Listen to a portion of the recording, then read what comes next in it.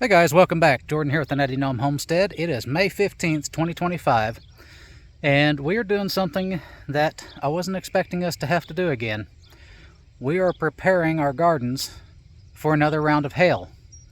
The Weather Service has predicted golf ball size at a minimum up to baseball and softball size hail. So we are doing our best to protect our vehicles, our home, our gardens, the trees. Don't know if we're going to be able to do much with them.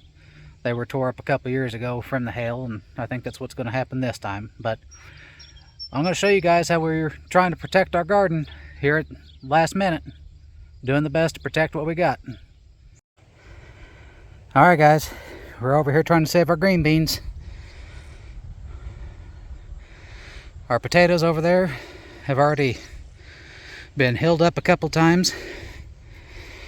Cabbage and broccoli here. We're doing what we can before this major storm comes in. Okay guys, this is what we came up with for protecting our green beans.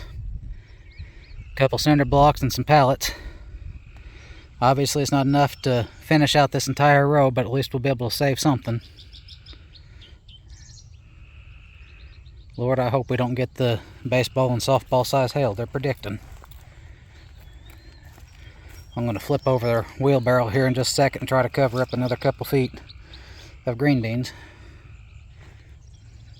They're predicting baseball to softball size hail, and this is what we've come up with to protect our plants. Mineral tubs with a ladder to help hold them down. This is covering our peppers, our tomatoes. We've had so much water, they're getting waterlogged, as you can see. We've had something like 20 inches of rain in the last 30 days. It's getting kind of stupid here. But I took these fence pickets that I had laying around and extra tomato cage stakes, and I run them through there, trying to break up as much of the hail coming down as possible. Hopefully we'll be able to save something. Alright guys, get your stuff protected and y'all stay safe.